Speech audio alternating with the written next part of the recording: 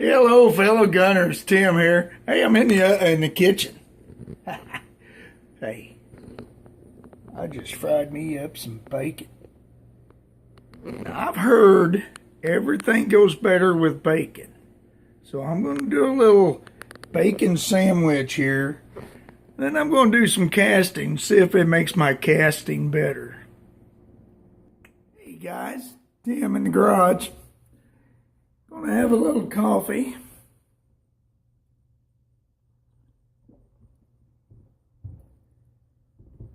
Have a little chat.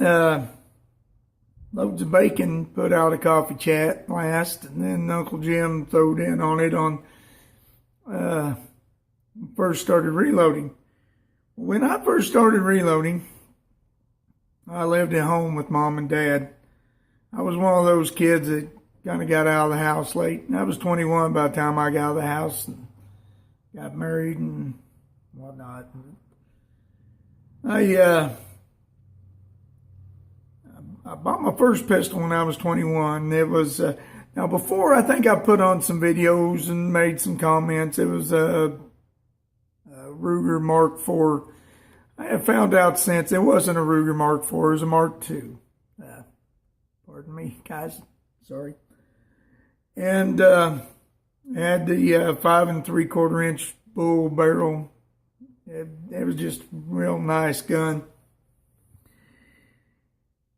And then I bought a 357. I bought a stainless steel Security 6 Ruger. And just fell in love with that gun. And I had an old boy reload for me. He had a shop. He had a gun shop and he reloaded for people and cast his own bullets and whatnot. And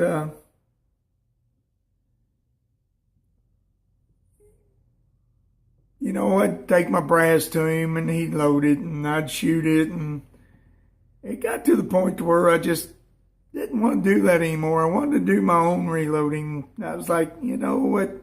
I just want to do my own reloading. So there was a place in Springfield on College Street called the Ozark Shooters. They've since moved to Walnut Shade in between Branson and Springfield on 65. But I grabbed up my little Mark II, deciding that 22 just wasn't the way to go and wasn't fun anymore. You can't reload for it, and I wanted to do some reloading. So I took it down to Ozark Shooters and done some trading on some reloading supplies. I got me a Lee kit with the Nutcracker in it, what I call the Nutcracker. I guess it's the hand loader. And it came with a set of dice, 357 dice. And I don't remember what all was. Oh, it did the little scoops. So that's how I started reloading. I had that. And then when I got married, it came in. Oh, I want to talk about my table I had at the time. It was one of them little fold-up tables. Mom and Dad called the game Dirty Bird, but I think it's really Chinese checkers.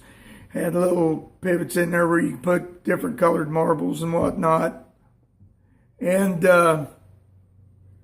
you know, if anybody's played Chinese checkers, you know how the game goes. But, and I used that table to do my reloading on.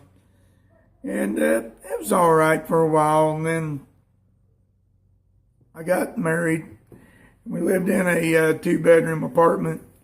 And it just, sorry about that, guys. This place is a madhouse. Well, anyway, got married, lived in a 2-bedroom apartment, and I know that's how bacon started out. And but it wasn't much of a problem for me because all this was in a little bitty box that the kit come in. So whenever I wanted to reload, I just grabbed it all out and reloaded. And I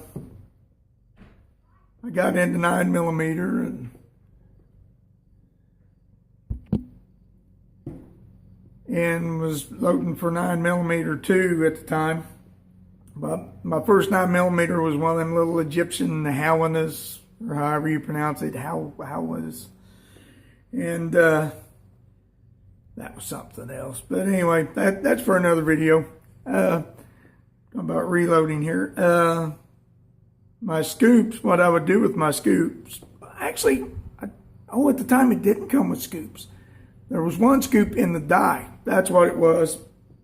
Because I can remember I had one scoop, and I got a can of Unique, and I had some round nose bullets that I bought or got at Ozark Shooters on trade. 500 of them. They were the really hard cast stuff. And I bought some Winchester hollow points at the time. They were the bulk bullets that you bought from Winchester. And to load the jacketed bullets, I used 2 scoops, which would have been 9.2 grains of Unique. And on the lead bullets, I used 1 scoop, was 4.6 grains of Unique. And that's how I done it. And, had a good time, learned a lot. It was actually quite mobile, and sometimes I would take it to work and load bullets at work. I was a security guard at the time, so there was a lot of watching and waiting and long hours in the guard shack, so wasn't too bad. But that was my first experience reloading. Now, I want to kind of throw in there when I started casting. Now, the old boy I was telling you about that reloaded my bullets and had a gun shop there where I lived. Every now and then you could pick up some molds that he either wasn't using anymore or he didn't like, and he'd give me a pretty good deal on them. My very first one, my cousin had bought a 57 Smith & Wesson. That's in a 41 Magnum. So I was down there one day, and he had a 41 Magnum, 41 mold Lyman. So I thought, I'm going to pick it up. So I grabbed that. I don't remember how much it was at the time, but it wasn't bad. So I grabbed it up. I took it home, and I had some wheel weights or something there, and I melted them down. Back then it wasn't a big issue because we were still running lead gasoline in our cars at the time, so lead wasn't an issue at that time. So I started casting bullets at that time on the kitchen stove. And I'm sure some people tell you, if they really want to be honest with you, that's how they started casting too.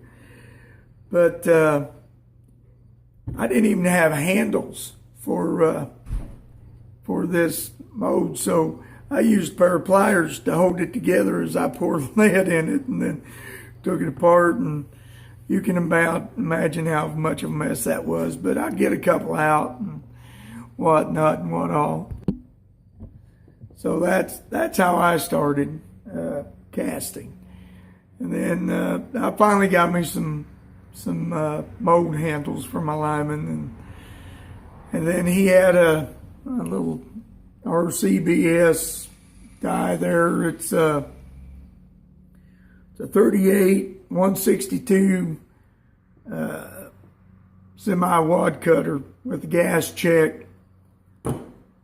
So I bought it, and then of course I had to buy handles for it because it wouldn't take the Lyman handles. I had to buy RCBS handles. So then I cast that bullets, and I've had this mold, this one here, for forever. Then you guys have seen my little Lyman cone mold. I've had it about the same time. Bought it at Bass Pro back when they had casting stuff. It's weird. The Bass Pro here in Springfield, they had a bunch of reloading stuff when I first started, and then they got out of it. They didn't have any reloading stuff, no casting stuff. They was clearancing it out, and that's how I got that mold for that 9mm. And I don't know what happened. And then I was just miserable because that's where I got my stuff. And then I had to find these little mom and pop shops, and which ain't bad. I enjoy going there too because you can actually be personal with the people that getting your supplies. And but it just felt good, because I buy a lot of clothes. I don't know if you've noticed it. I buy most of my clothes at Bass Pro. And it was just convenient. We shop at Bass Pro just about as much as we do at Walmart, except for groceries. But anyway, I got off track. Now I forgot where I was at. But yeah, that's how I got started casting. Now, doing some casting this morning. I'm gonna bring you down a little bit.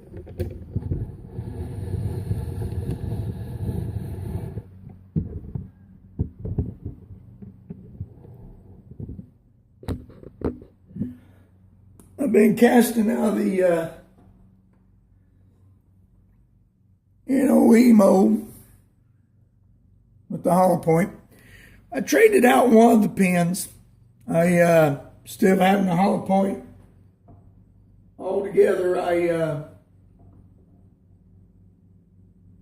switched it out for a flat so I can have a nose here. Here's some of the hollow points that I cast this morning.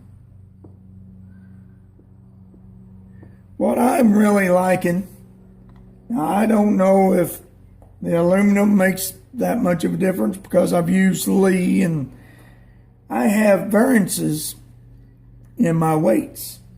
But with this mold, I've noticed I'm not having that much variances in my weights on my bullets. Now, I've got 4 here, and I've already weighed these 3, and they weigh 130.3 and one weighs 130.4. Now, the 4th one I put up here is 129.7. So that's 7 grains, or 0.7 grains difference. Less than a grain. On some of my stuff I cast, I have a grain, 2 grains, sometimes 5 grains differences. And I don't know why. But so far I'm really liking this mold. I am noticing this mold likes to be hot.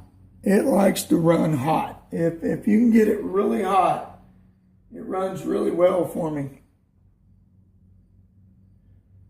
So I'm inspecting and weighing my bullets here. See if I can find a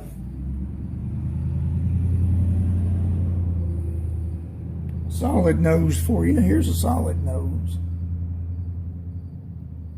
Flat point.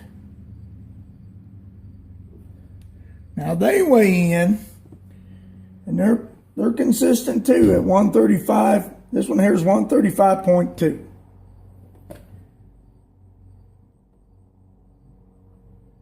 Here's another one. See what it weighs. 135.3.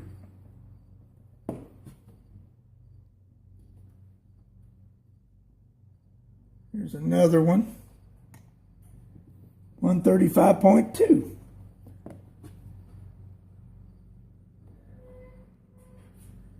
So I'm doing pretty good here.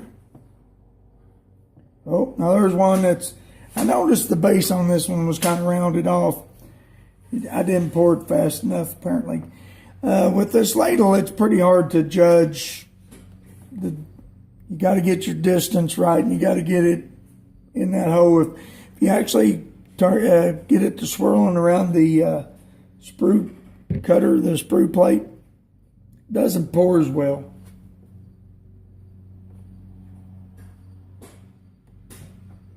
All right, now here's a good one. This one all the way 135.3 or thereabouts.